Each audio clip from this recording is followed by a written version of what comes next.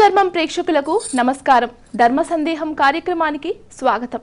7 వారాల నగలు ఎలా ధరించాలి, ఎప్పుడు ధరించాలి, వీటి గురించి అనేక విషయాలు తెలియజేయడానికి మనతో పాటు ఉన్నారు ప్రముఖ ఆధ్యాత్మికవేత్త డాక్టర్ రంగకమల గారు. వారిని అడిగి మరిన్ని విషయాలు తెలుసుకుందాం. అమ్మ నమస్కారం. నమస్కారం అమ్మ. అమ్మ, కార్యక్రమం ప్రారంభించే ముందు ఒక చక్కటి శ్లోకంతో ప్రారంభిద్దాం. అమ్మ. క్లాంబరధరం విష్ణుం శశివర్ణం చతుర్భుజం ప్రసన్నవదనం ధ్యాయేత్ సర్వవిఘ్నోపశాంతయే. అమ్మ, 7 వారాల నగలు ఎప్పుడు ధరించాలి, వాటి గురించి తెలియచేయండి.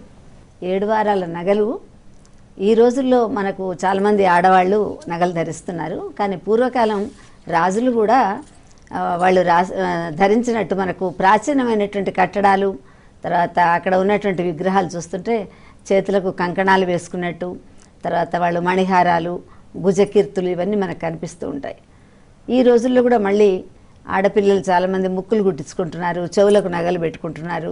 తర్వాత మన దేశంలో ఏంటంటే మిగతా దేశాల్లో బంగారానికి తర్వాత ఈ రకరకాలైనటువంటి వజ్రాలు, డైమండ్స్ అవన్నీ పెట్టుకుంటాం కదా, అట్లాంటి వాటికి పెద్దగా ప్రాధాన్యం ఇవ్వరు. ఇక్కడ ఇది దేవతలు తిరిగినటువంటి దేవలోకం అని చెప్పేసి చెప్తుంటారు. దేవతలకు ఒక్కొక్కసారి విసుగు వస్తే కూడా మనకు హిమాలయాలకు వచ్చి వాళ్ళు తిరుగుతుంటారు అని మనకు ప్రాచీన గ్రంథాలు ఉన్నాయి.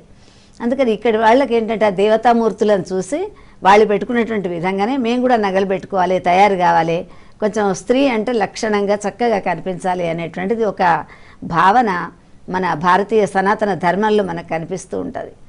అలాంటి స్త్రీలు ధరించేటువంటివి ఏ రోజు ఏది పెట్టుకోవాలి, ఎలా పెట్టుకోవాలి అనేటువంటిది కూడా ఒక పద్ధతి ఉన్నది. ఈ రోజుల్లో మనం చూస్తున్నాం, శనివారం వచ్చిందంటే చాలామంది ఎంత నమ్మకం లేనటువంటి వాళ్ళు కూడా నల్ల రంగు బట్టలు వేసుకుంటున్నారు. శుక్రవారం వచ్చేస్తే పసుపు రంగుది, తర్వాత ఆదివారం తెల్లవి, ఇలా వేసుకుంటున్నారు. అంటే మన గ్రహగతి మీదనే మన యొక్క జీవనం అంతా కూడా ఆధారపడి ఉంది అని చెప్పేసి చెప్తుంటారు. అందుకని గ్రహదోషాలు పోవడానికి అని చెప్పేసి మనకు చెప్తుంటారు.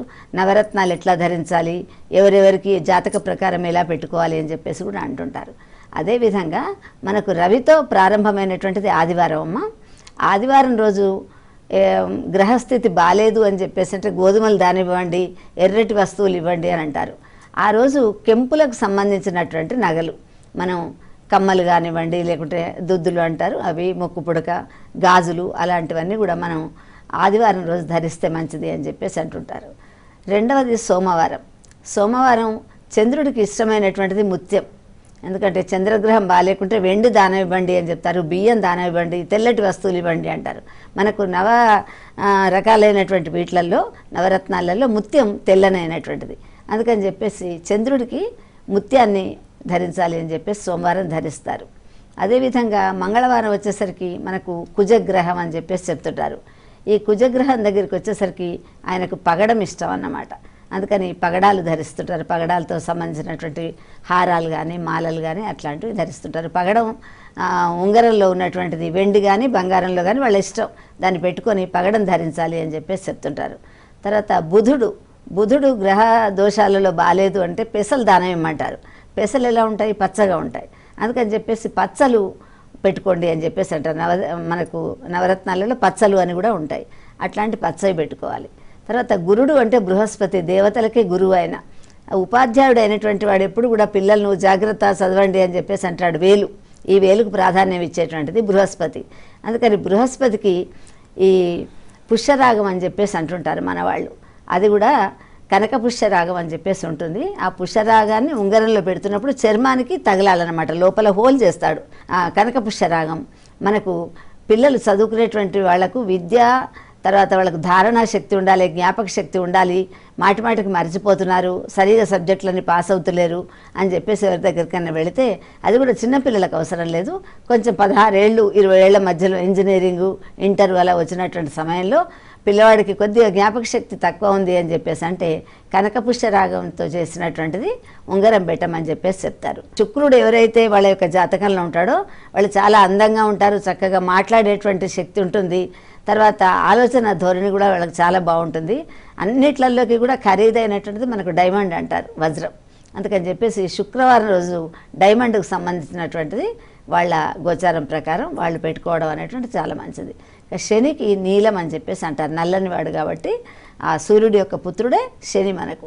అందుకని అక్కడ ఎంత కెంపులు మొదలైనటువంటి మొదలు పెట్టుకున్నామో ఇక్కడికి వచ్చేసరికి శనికి సంబంధించినటువంటి నీలం, అదే విధమైనటువంటి వర్ణం వస్త్రాలను ధరిస్తుంటారు, అదే విధమైనటువంటి నగలను కూడా ధరిస్తుంటారు.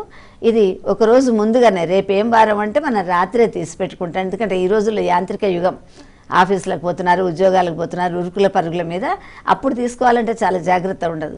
అందుకని రేపు ఏం వారం అంటే ఈ రోజే మనం జాగ్రత్తగా తీసి పెట్టుకొని పొద్దున అవి తొడుక్కుంటే దాని యొక్క ప్రభావం వలన మంచి ఆలోచనలు, తర్వాత మంచి సంకల్పం, సత్సంకల్పం ఏదైనా చేయాలంటే కొంతమంది క్లారిటీ ఉండదు, ఏం చేస్తున్నాం, ఏం మాట్లాడుతున్నాం అని చెప్పేసి. తర్వాత అనారోగ్యమైనటువంటి సూచనలు కూడా ఏదైనా ఉంటే ఇవి పెట్టుకోవడం వల్ల ఈ దోషాలన్నీ కూడా పరిగ్రహిస్తబడతాయని చెప్పేసి మనకు ఈ గోచారంలో చెప్తున్నారు. అందుకని ఇవి రాజులు ధరించారు, పూర్వకాలం చాలా చక్కగా ధరించారు. ఇప్పుడు కూడా రకరకాలైనటువంటివి విగ్రహాల మీద వాటి మీద ఉన్నటువంటి మోడల్స్ కూడా మనకు తయారు చేసి జ్యువెలరీ షాపులలో అక్కడ చూపిస్తున్నారు, టెంపుల్ టైప్ అనేసి అనేక రకాలలో. అలాంటివి పెట్టుకోవడం వలన ఒక అందం రావడం, అందం లేనటువంటి వాళ్ళకు కూడా కంసాలి అందం తెస్తాడు అని చెప్పేసి అంటారు. ఆ నగలు వేసుకోవడం వల్ల వాళ్ళకి అందం వస్తుంది, అందంతో పాటు వాళ్ళ యొక్క ఆలోచన సరళి కూడా మారుతుంది. కాబట్టి ఇవి ఏ ఏ రోజులు అవి ధరిస్తే మనకు చాలా మంచిదన్నమాట. అమ్మ, అంటే ఇప్పుడు ఈ నవరత్నాలు ఎవరైనా ధరించవచ్చా అమ్మ? నవరత్నాలు అది జాతకం ప్రకారం ధరించాలమ్మా. శుక్రుడు వాళ్ళ యొక్క దాంట్లో ఉంటేనే, ఇప్పుడు నాది శుక్రుడికి సంబంధించినటువంటి, కానీ ఎక్కువ డైమండ్ కొనేటువంటి స్థితి లేదనుకోండి, ఏదో అమెరికన్ డైమండ్ అని చెప్పేసి ఉంటాయి, అట్లాంటివన్నీ పెట్టుకోవడం, తెల్లనైనటువంటి పెట్టుకోవడం. తర్వాత గోల్డ్లో పెట్టుకోలేకపోతారు చాలామంది, రాగిలో పెట్టుకోవచ్చు, వెండిలో కూడా పెట్టుకోవచ్చు వాటిని. తర్వాత నవగ్రహాలకు సంబంధించినటువంటి, నవరత్నాలకు సంబంధించినటువంటి ఉంగరం ఉంటుంది, అది పెట్టుకున్నారనుకోండి మగవాళ్ళు ఎక్కువ పెట్టుకుంటుంటారు. ఏ రోజైనా కూడా దాని యొక్క ప్రభావం ఉంటుంది కాబట్టి నవరత్నాలకు సంబంధించింది వాళ్ళు పెట్టుకోవచ్చు. తర్వాత బంగారం అంటేనే దాంట్లో శరీరంలో ఉన్నటువంటి ఉష్ణాన్ని గ్రహించేటువంటి శక్తి ఉంటుంది. అందుకని ఈ రోజులలో బీపీ, షుగరు, థైరాయిడ్ ఇట్లాంటివన్నీ ఉంటున్నాయి కాబట్టి చాలామందికి అలాంటి జబ్బులను కూడా కంట్రోల్ చేసేటువంటి స్థితి వీటికి ఉన్నది కనుక మనం బంగారానికి సంబంధించిన కొంచెమైనా పర్వాలేదు, దాన్ని కొద్దిగా ధరిస్తే దానివల్ల మనలో ఉన్నటువంటి ఉష్ణాన్ని అది గ్రహిస్తుంది అని చెప్పేసి చెప్తుంటారు. అమ్మ, చాలా మంది ఇళ్లలో అక్వేరియం ఉంటుంది కదా, అది ఇంట్లో ఉండొచ్చా అండి? అక్వేరియం అన్నది ఇప్పుడు పిల్లలు అడుగుతున్నారు, మా కుక్క పిల్లలను సాదుకుందామని అక్వేరియం తెచ్చుకొని పెట్టుకుందామని చెప్పేసి. నిజంగా చూస్తే మన ధర్మంలో, మన భారతీయ సనాతన ధర్మంలో మనకు రామదాసుని చెప్తారు, ఎందుకు 7 రోజులు నేను ఉన్నాను రామా, తానేషాకేమో దర్శనం ఇచ్చావు, నాకు ఇవ్వలేదు, నేను ఇంత భక్తుడిని అని చెప్పేసి. అంటే 7 రోజులు చిన్నప్పుడు తూనీగలను పడుతుంటారు పిల్లలు, చిలుకలను పడుతుంటారు, పక్షులను తెచ్చి అమ్ముతుంటారు కొంతమంది. దానికి ఏంటంటే ఫ్రీగా తిరగడం అనేటువంటిది ఇష్టం, స్వేచ్ఛగా ఉండాలి. అలాంటి వాటిని తీసుకొచ్చి మనం ఎప్పుడైతే బంధిస్తామో, నేను మొన్న ఈ మధ్య ఒకళ్ళ ఇంటికి వెళ్ళాను, ఆ అక్వేరియంలో ఒక దాంట్లో ఒక చేపను, ఒక దాంట్లో ఒక చేపను పెట్టారు. పోనీ ఒక ఆడ మగ చేపనైనా పెడితే ప్రేమగా అవి కలుసుకోవడం, తిరగడం చేస్తుంటాయి కదా, ఆ ఉన్న 2 చేపలను ఎందుకు వేరు పెట్టారంటే అది ఒకటి విషగ్రస్తమైనటువంటిదట, ఇంకొక దాన్ని కరిచిందంటే అది చనిపోతాడట. అందుకని చెప్పేసి అట్లాంటి చేపలలో కూడా ఎన్నో రకాలు ఉంటాయి, మనకు తెలియదు. వాటికి ఫుడ్ వేస్తుంటారు, ఎన్నో పెడుతుంటారు, ఎన్ని చేసా కూడా దానికి స్వేచ్ఛ అనేటువంటిది లేకపోవడం వలన ఆ సముద్రంలో ఈదేటువంటివి, నదుల్లో ఈదేటువంటి వాటిని తీసుకొచ్చేసి గాజు బాక్సులో పెట్టి పిల్లల ఆనందం కోసం తల్లిదండ్రులు అంటున్నారు, చేస్తున్నారు.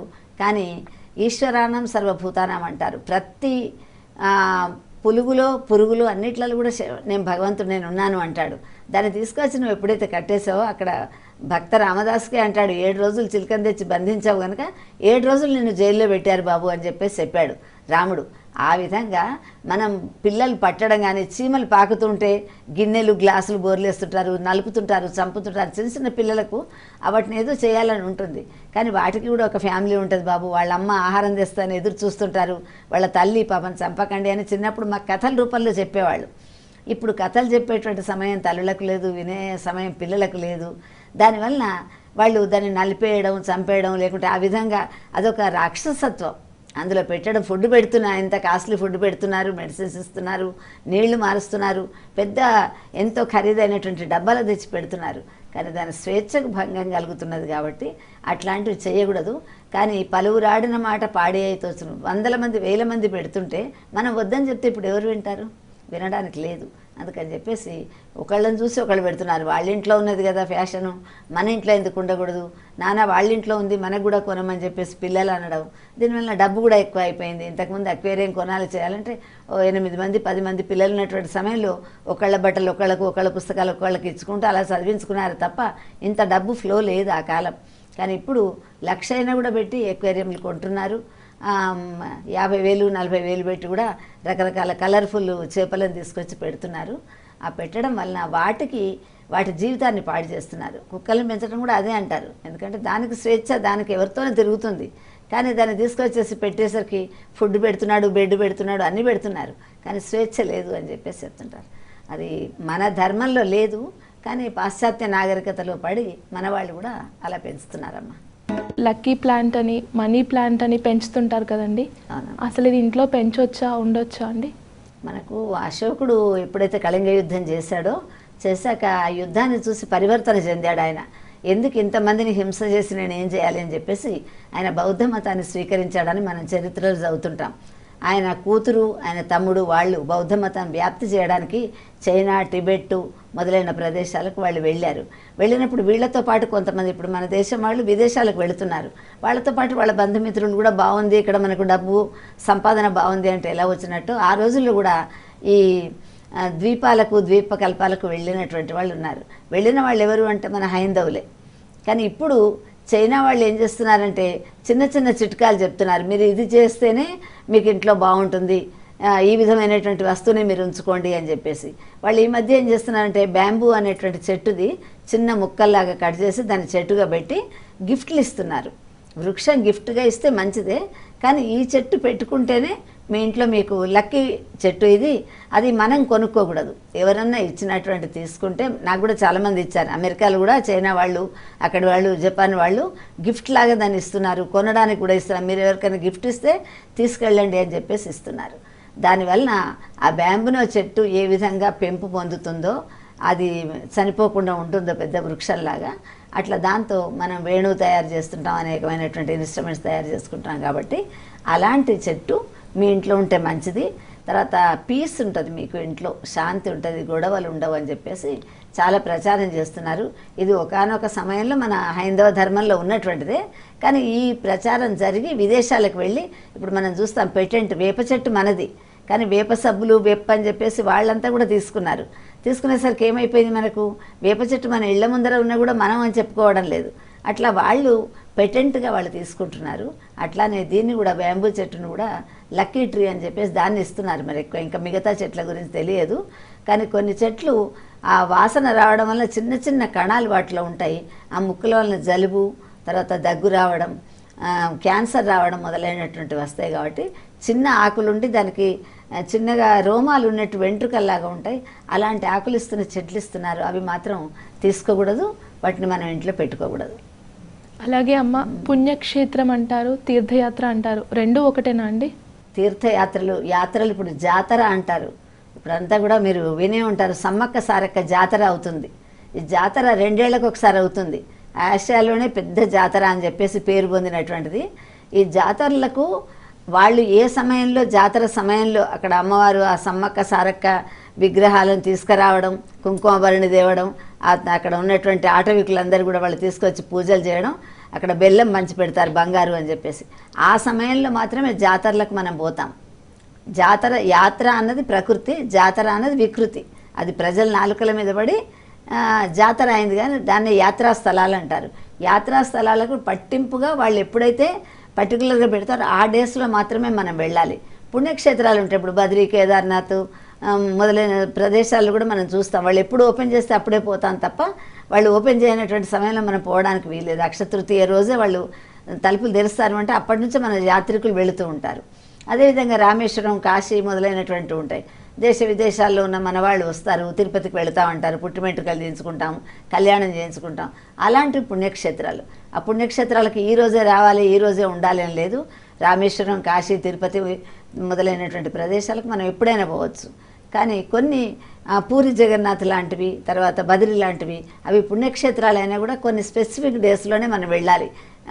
అప్పుడే అక్కడ యాత్రా స్థలాలు అని చెప్పేసి అంటుంటారు. అందుకని యాత్రకు, తీర్థం అంటే అక్కడ కోనేరులు, నదులు, పుణ్యనదులు ఉంటాయి. స్నానం చేసి ఆ దేవాలయం పక్కకి, పుణ్యనదుల పక్కకి అంతా కూడా మన దేశంలో దేవాలయాలు ఉన్నాయి. అందుకని ఇప్పుడు గోదావరి పరివాహక ప్రదేశం అంతా కూడా మనకు దేవాలయాలు ఉంటుంటాయి. అక్కడ వెళ్ళి తీర్థంలో స్నానం చేసి దేవుణ్ణి పూజ చేసుకొని అదే నీళ్లు తీసుకొచ్చేసి మనం అభిషేకాలు చేసుకొని చేసేది తీర్థం అంటారు. తీర్థం ఆడడం అంటే తీర్థంలో జలకాలు ఆడడం. అది స్నానం చేస్తే మనకు అనేకమైనటువంటి మన హృద్రోగాలు, తర్వాత శారీరక రోగాలు తగ్గుతాయి. అందులో ఉన్నటువంటి లవణాలు ఉంటాయి ఆ నీళ్ళల్లో.